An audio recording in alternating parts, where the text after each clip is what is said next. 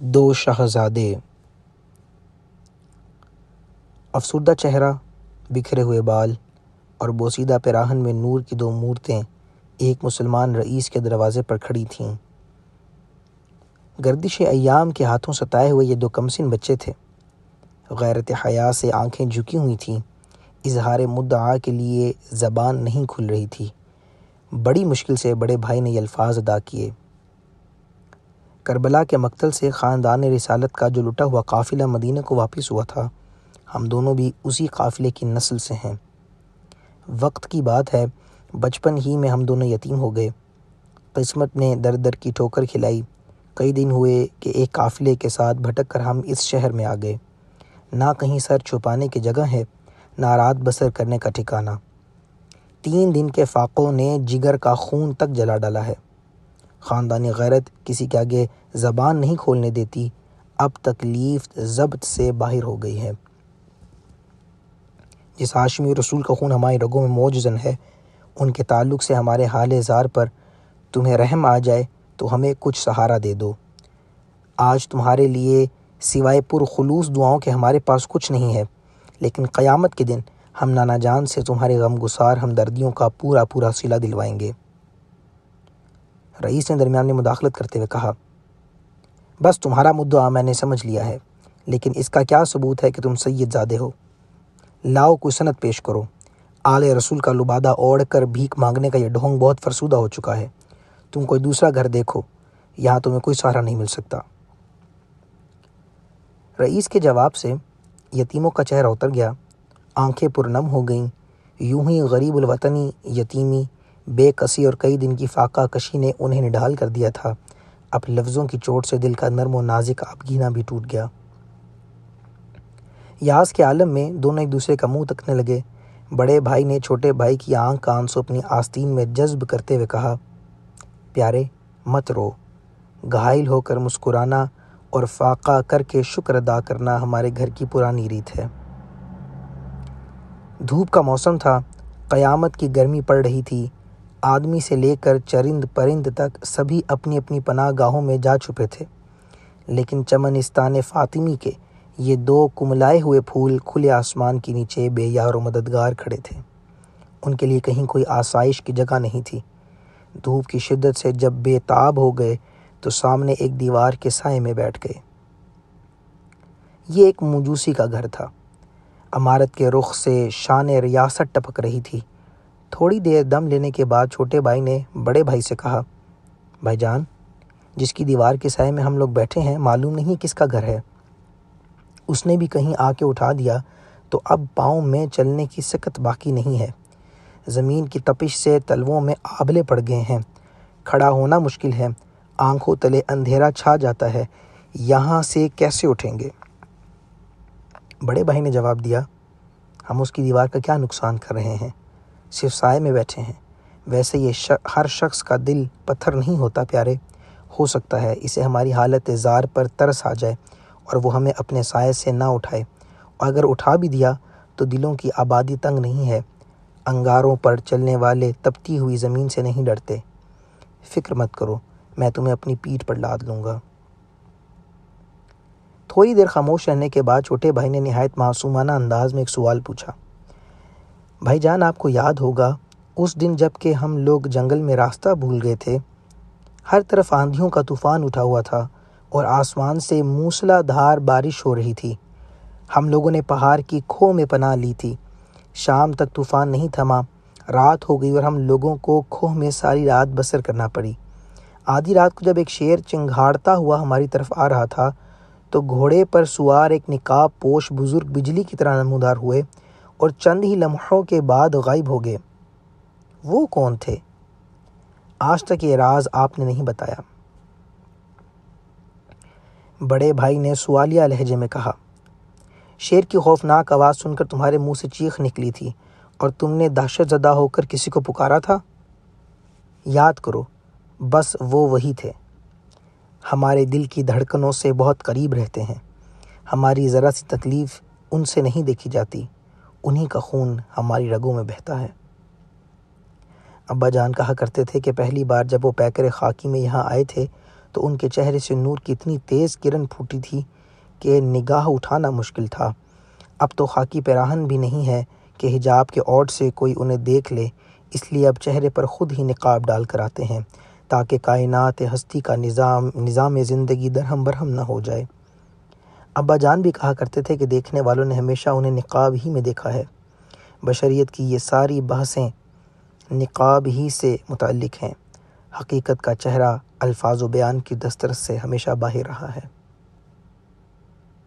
چشمہ کوثر کی معصوم لہروں کی طرح سلسلہ بیان جاری تھا، اور گھر کا بھیدی گھر کا راز و شگاف کر رہا تھا، یعنی گھر کا راز واشگاف کر رہا تھا کہ اتنے میں پس دیوار آواز سن کر موجوسی گھر سے باہر نکلا۔ اس کی نیند میں خلل پڑ گیا تھا۔ وہ غصے میں شرابور تھا، لیکن جوں ہی گلشن نور کے ان حسین پھولوں پر نظر پڑی، اس کا سارا غصہ کافور ہو گیا۔ نہایت نرمی سے دریافت کیا، تم لوگ کون ہو؟ کہاں سے آئے ہو؟ بعین ہی یہی سوال اس رئیس نے بھی کیا تھا اور جواب سننے کے بعد اپنے دروازے سے اٹھا دیا تھا۔ سوال کا انجام سوچ کر چھوٹے بھائی کی آنکھوں میں آنسو آ گئے۔ ہم لوگ آل رسول ہیں، یتیم بھی ہیں اور غریب الوطن بھی۔ 3 دن کے فاقے سے نیم جان ہیں۔ تکلیف کی شدت برداشت نہ ہو سکی تو آج جگر کی آگ بجھانے نکلے ہیں۔ وہ سامنے والے رئیس کے گھر پر گئے تھے، اس نے ہمیں اپنے دروازے سے اٹھا دیا۔ دھوپ بہت تیز ہے، زمین تپ گئی ہے، ننگے پاؤں چلتے چلتے پاؤں میں آبلے پڑ گئے ہیں۔ تھوڑی دیر کے لیے تمہاری دیوار کے سائے میں بیٹھ گئے ہیں، شام ہوتے ہی یہاں سے اٹھ جائیں گے۔ موجوسی نے کہا، سامنے والا رئیس تو اسی نبی کا کلمہ پڑھتا ہے جس کی تم اولاد ہو، اس نے اس رشتے کا خیال بھی نہیں کیا۔ بڑے بھائی نے جواب دیا، وہ یہ کہتا ہے کہ تم آل رسول ہو تو اس کا ثبوت پیش کرو۔ ہم نے 1000 اس سے کہا کہ غریب الوطنی میں ہم کیا ثبوت پیش کر سکتے ہیں؟ تم اس کا ثبوت قیامت کے دن پر اٹھا رکھو، جبکہ نانا جان بھی وہاں موجود ہوں گے۔ قیامت کا تذکرہ سن کر موجوسی کی آنکھیں چمک اٹھی۔ اس نے حیرت امیز لہجے میں کہا، تمہاری پیشانیوں میں عالم قدس کا جو نور جھلک رہا ہے، اس سے بڑھ کر اور کیا ثبوت چاہیے تھا اسے؟ اور یہ بھی کسی کوڑ چشم کو نظر نہ آئے تو قدموں کے نیچے بچ جانے کے لیے اپنے رسول کا نام ہی کیا کم ہے؟ آخرت کی سرفرازی کا دار و مدار تو نسبت کی توقیر پر ہے۔ نسبت نہ بھی واقعے کے مطابق ہو، جب بھی جزا کا استحقاق کہیں نہیں جاتا۔ دل کی نیت بخیر ہے تو اس کی راہ کی سرفرازی کا دار و مدار تو نسبت کی توقیر پر ہے۔ نسبت نہ بھی واقعے کے مطابق ہو، جب بھی جزا کا استحقاق کہیں نہیں جاتا۔ دل کی نیت بخیر ہے تو اس کی راہ ٹھوکر بھی لائق تحسین ہے۔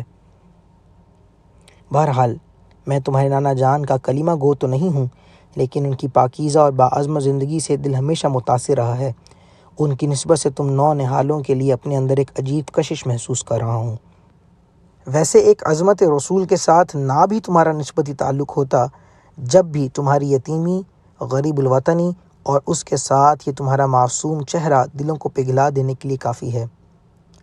اب تم ایک معزز مہمان کی طرح میرے گھر کو اپنے قدموں کا اعزاز مرحمت کرو، اور جب تک اطمینان بخش صورت نہ پیدا ہو جائے، اس کے گھر سے کہیں جانے کا قصد نہ کرو۔ اس کے بعد موجوسی رئیس دونوں بچوں کو اپنے ہمراہ گھر کے اندر لے گیا اور بیوی سے کہنے لگا، دیکھو ناز برداروں کے پلے ہوئے یہ محمد عربی صلی اللہ علیہ وسلم کے شہزادے ہیں۔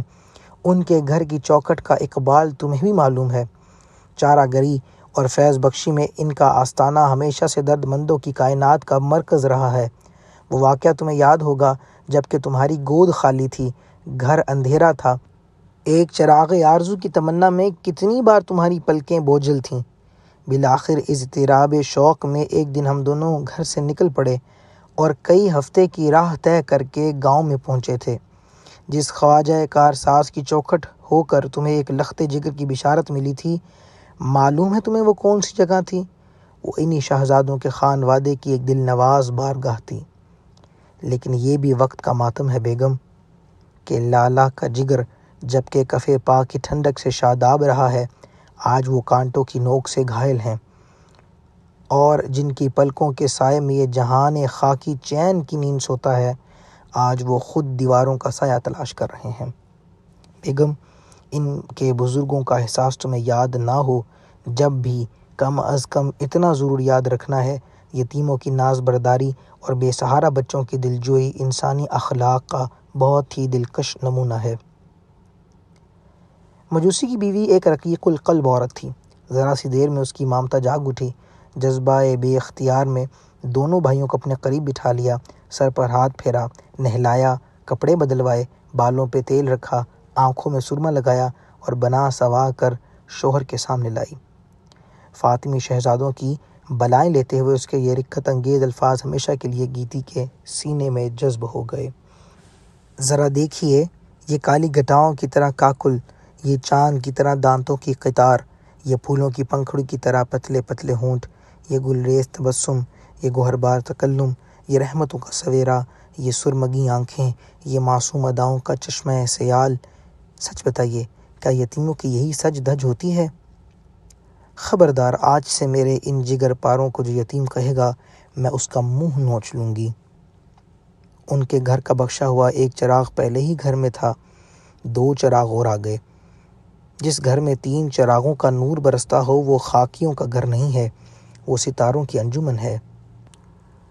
بھائی سارا غم بھول گئے، اب جسم کا بال بال اور خون کا قطرہ قطرہ ان غم گسار شفیقوں کے لیے دعا کی زبان بن چکا تھا۔ آج مسلمان رئیس کی قسمت کا آفتاب گہن میں آ گیا تھا، وہ بھی جلد سو گیا۔ تھوڑی ہی دیر کے بعد گھبرا کے اٹھ بیٹھا اور سر پیٹنے لگا۔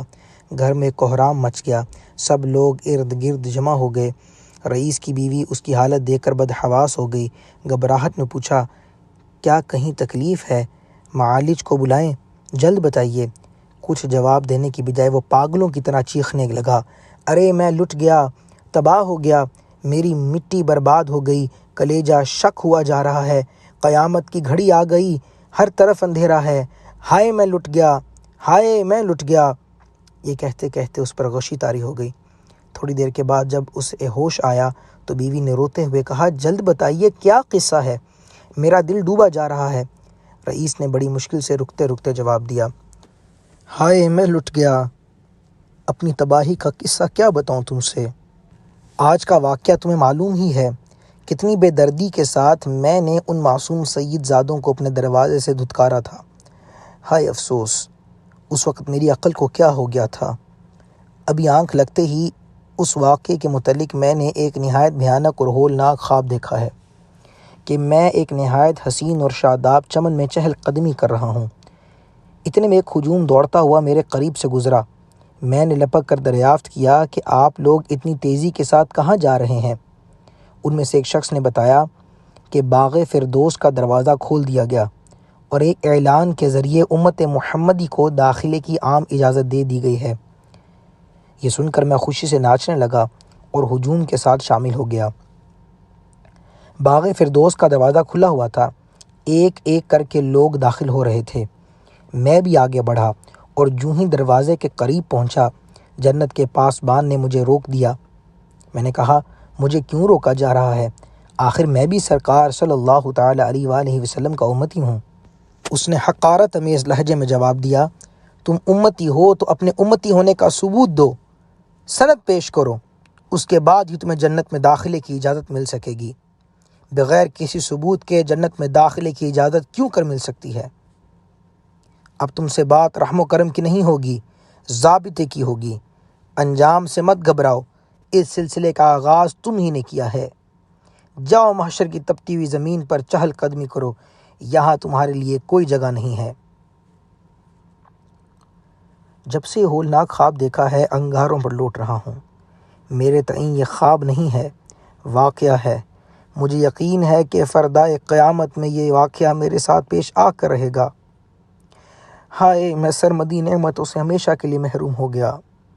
قہر الہی کی زد سے جو مجھے بچا سکتا تھا اسی کو میں نے آزردہ کر لیا ہے، اب کون میری چارہ سازی کرے گا؟ آپ اپنی جان ہلکان مت کیجیے، خدا بڑا غفور و رحیم ہے، اس کے دربار میں روئیے، تڑپیے، فریاد کیجیے، توبہ کا دروازہ ابھی کھلا ہوا ہے، وہ آپ کی خطا ضرور معاف کر دے گا۔ آپ کو مایوس نہیں ہونا چاہیے۔ خدا کی رحمتوں سے نا امید ہونا مسلمانوں کا نہیں، کافروں کا شیوا ہے۔ رئیس نے کراہتے ہوئے جواب دیا، تمہاری عقل کہاں مر گئی ہے؟ ہوش کی بات کرو۔ خدا کا حبیب جب تک آزردہ ہے ہم لاکھ فریاد کریں، رحمت و کرم کا کوئی دروازہ ہم پر نہیں کھل سکتا۔ خدا کی رحمت ہمیشہ اپنے محبوب کا تیور دیکھتی ہے، محبوب کی نظر سے گرنے والا کبھی نہیں اٹھ سکا ہے۔ صد ہے جو ٹوٹے ہوئے دلوں کو جوڑ سکتا ہے، آج اسی کے گھر کا آبگینہ میں نے توڑ دیا۔ وہ نہ بھی اپنی زبان سے کچھ کہے، جب بھی مشیت الہی بہرحال اس کی طرفدار ہے، وہ مجھے ہرگز معاف نہیں کرے گی۔ بیوی کی آواز مدھم پڑ گئی اور اس نے دبے دبے لہجے میں کہا، تو پہلے خدا کے بیوی کو راضی کر لیا جائے۔ ابھی شہزادے شہر سے باہر نہیں گئے ہوں گے، صبح سویرے ہی انہیں تلاش کریں اور جس طرح بھی ہو منت سماجت کر کے منا کر انہیں گھر لائیں۔ وہ اگر راضی ہو گئے اور انہوں نے آپ کو معاف کر دیا تو خدا کا حبیب بھی راضی ہو جائے گا، اس کے بعد آسانی سے رحمت یزدانی کی توجہ حاصل کی جا سکے گی۔ بیوی کی یہ بات سن کر رئیس کا چہرہ کھل گیا، جیسے نگاہوں کے سامنے امید کی کوئی شمع جل گئی ہو۔ اتنی دیر کے بعد اسے اپنی نجات کا ایک موہوم سہارا نظر آیا تھا۔ آج صبح ہی سے مجوسی کے گھر پر مردوں، عورتوں اور بچوں کی بھیڑ لگی ہوئی تھی۔ جذبہ شوق کے عالم میں وہ بے تحاشا گھر کی دولت لٹا رہا تھا۔ سارے شہر میں یہ خبر بجلی کی طرح پھیل گئی کہ خاندان رسالت کے 2 شہزادے اس کے گھر مہمان ہیں۔ مسلمان رئیس اپنی بیوی کے ہمراہ ان کی تلاش میں جوں ہی گھر سے باہر نکلا، مجوسی کے دروازے پر لوگوں کی بھیڑ دیکھ کر حیران رہ گیا۔ دریافت کرنے پر معلوم ہوا کہ خاندان رسالت کے 2 نونہال کل سے یہاں مقیم ہیں۔ پروانوں کا یہ ہجوم انہی کے اعزاز میں اکٹھا ہوا ہے۔ یہ خبر سنتے ہی رئیس کی باچھیں کھل گئیں۔ اس نے دل ہی دل میں طے کر لیا کہ مجوسی کو بچوں کے معاوضے میں چاہے زندگی بھر کی کمائی دینی پڑے، قدم پیچھے نہیں ہٹاؤں گا۔ بگڑی ہوئی تقدیر سنور گئی تو دولت کمانے کے لیے ساری عمر پڑی ہے۔ نہایت تیزی کے ساتھ قدم بڑھاتے ہوئے رئیس اور اس کی بیوی دونوں مجوسی کے گھر پہنچے۔ دیکھا تو دونوں شہزادے دلہے کی طرح بن سور کر بیٹھے ہیں اور مجوسی ان کے سروں سے اشرفیاں اتار کر مجمع کو لٹا رہا ہے۔ رئیس نے آگے بڑھ کر مجوسی سے کہا، مجھے آپ سے ایک نہایت ضروری کام ہے، ایک لمحے کے لیے توجہ فرمائیے۔ مجوسی رئیس کی طرف متوجہ ہو گیا۔ فرمائیے، میرے لائق کیا خدمت ہے؟ رئیس نے اپنی نگاہیں نیچی کرتے ہوئے کہا، یہ 10,000 اشرفیوں کا توڑا ہے، اسے قبول فرمائیے اور یہ دونوں شہزادے میرے حوالے کر دیجیے۔ مجھے حق بھی پہنچتا ہے کہ سب سے پہلے یہ میرے ہی غریب خانے پر تشریف لائے تھے۔ مجوسی نے مسکراتے ہوئے جواب دیا، فردوس کی جو عالی شان عمارت آپ نے دیکھی ہے اور جس میں داخل ہونے سے آپ کو روک دیا گیا، کہ آپ چاہتے ہیں کہ میں 10,000 اشرفیوں میں اسے فروخت کر دوں اور زندگی میں پہلی بار رحمت یزدانی کا جو دروازہ کھلا ہے اسے اپنے اوپر مکفل کر لوں؟ شاید آپ کو معلوم نہیں ہے کہ جس خواجہ کونین کو آزردہ کر کے اپنے اوپر جنت حرام کر لی ہے، رات کو ان کے جلوہ بار تبسم سے ہمارے دلوں کی کائنات روشن ہو چکی ہے۔ اے خوشا نصیب کہ اب ہمارے گھر میں کفر کی شب دیجور نہیں ہے، ایمان و اسلام کا سویرا ہو چکا ہے۔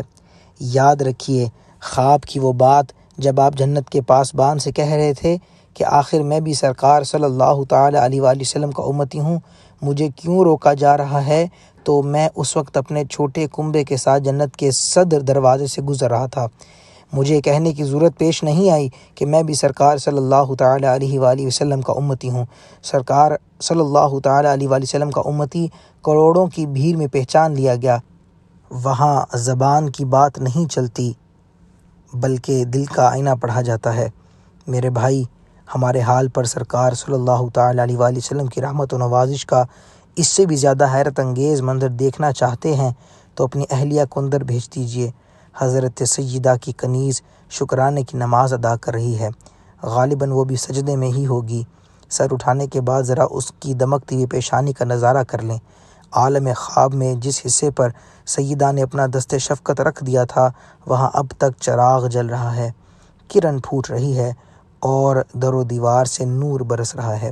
جن شہزادوں کے قدم سے ہمارے نصیب چمکے، دلوں کی انجمن روشن ہوئی، جیتے جی سرمدی امان کا پروانہ ملا اور ایک رات میں ہم کہاں سے کہاں پہنچ گئے، آپ انہیں 10,000 اشرفیوں میں خریدنا چاہتے ہیں؟ حالانکہ صبح سے اب تک میں 10,000 اشرفیاں صرف ان کے اوپر سے نثار کر چکا ہوں۔ اب وہ میرے مہمان نہیں ہیں، گھر کے مالک ہیں، ہم خود ان کے حوالے ہیں، انہیں کیا حوالے کر سکتے ہیں؟ بھائی جان، آپ کا یہ سارا جوش عقیدت رات کے خواب کا نتیجہ ہے۔ خواب سے پہلے آنکھ کھل گئی ہوتی تو بات بن سکتی تھی، اب اس کا وقت گزر چکا ہے۔ البتہ ماتم کا وقت باقی ہے، وہ کبھی نہیں گزرے گا۔ رئیس سر جھکائے ہوئے یہ باتیں سن رہا تھا اور روتے روتے اس کی آنکھیں سرخ ہو گئی تھیں۔ بڑے بھائی کی نظر جوں ہی اس کی طرف اٹھی، دل جذبہ رحم سے بھر آیا۔ بھرائی ہوئی آواز میں کہا، بڑے سے بڑے غم کا بار سہ لیا ہے، لیکن بھیگی ہوئی پلکوں کا بوجھ ہم سے نہیں اٹھ سکا۔ تم نے ہمارے ساتھ جو کچھ بھی کیا وہ تمہارا شیوا تھا، لیکن ہم تمہارے ساتھ اپنے گھر کی ریت برتیں گے۔ جاؤ، تمہیں ہم نے معاف کر دیا، نانا جان بھی معاف کر دیں گے۔ مایوسی کا غم نہ اٹھاؤ، جنت میں تم بھی ہمارے ساتھ رہو گے۔ گھر لوٹتے وقت رئیس کا دل خوشی سے ناچ رہا تھا۔